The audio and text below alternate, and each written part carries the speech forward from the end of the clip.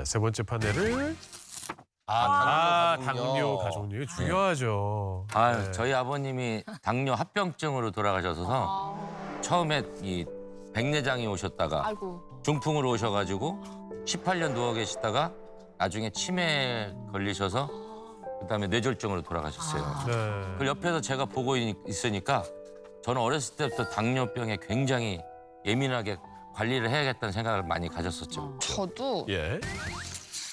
네, 가족력이 그렇네요. 저희 예. 친할머니도 추수하실 때, 그러니까 예전이니까 이게 정확하게 뇌 쪽에 이제 어떤 문제인지를 판단을 못한 것일 뿐이지 그 모든 정황상 추수하시다가 이렇게 쓰러지시고 이제 돌아가셨다고 해요. 그러니까 뇌출혈이셨던 것 같고 저희 아버지도 이제 고혈압이 있으셨는데 고혈압 약을 잠깐 깜빡하고 놓치고 한 2달 못 드셨어요. 그 사이에 이제 뇌출혈이 오셔서 이제 아이고, 1년간 고생하시다가 이제 작년에 하늘나라에 가셨는데 저희 어머니도 사실 고혈압 약을 계속 복용하고 계시니까 저는 이제 부모님 2분이 다 있잖아요. 그래서 약간 이 고혈압, 혈관 질환 이런 거에 대해서 되게 걱정이 많아요, 솔직히. 네. 근데 이제 가족에 당뇨병이나 이런 가족력이 있으면 주변 사람들이 힘들어요.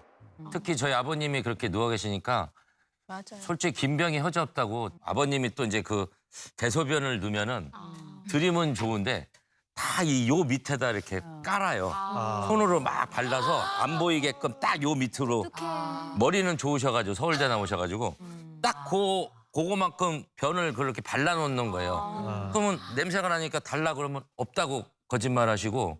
근데 나중에 보면은 이렇게 들춰보면 있는 거예요. 그렇죠. 근데 저는 막 아들인데 막 토하고 그러는데 우리 엄마는 야 너희 아버지가 나한테 얼마나 잘해줬는데 내가 이것도 못하냐 하면서 찬송가 부르시면서 다 청소하고 목욕시켜드리고 그걸 18년 동안 하셨어요. 그래서 저는 옆에서 그거 보면서 거의 매일 눈물만 흘렸죠. 배두한 씨도 그렇게 되지 않기 위해서 건강을 잘 챙겼어요. 맞아요. 예. 예. 가족력이 정말 중요하죠. 중요한데 이 가족력이 있다고 해서 우리가 바로 대처를 못하는 이유가 혈압이 증상이 없어요.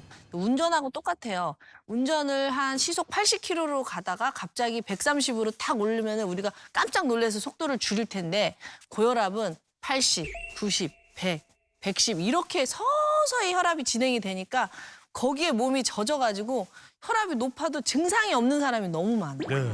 무증상이에요. 그런데 혈압이 높은 상태를 자기가 인지를 못하고 살다가 무슨 충격적인 일을 당하거나 뭐 추위에 노출이 되거나 뭐 이랬을 때 그냥 터져버리면은 그냥 몸속에 시한폭탄인 거죠. 그래서 혈압은 주기적으로 재시고 관리하셔야 될 것 같습니다. 네. 근데 저는 좀 궁금한 게 이제 쓰리고가 한꺼번에 같이 온다 그러잖아요. 당뇨, 그다음에 고혈압, 하나가 또 뭐였죠?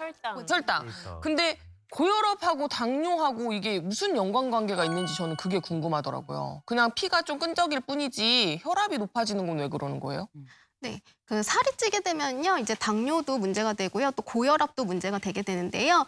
세계 그 사망 원인의 그 기여도 중에 가장 1위인 것이 바로 고혈압입니다.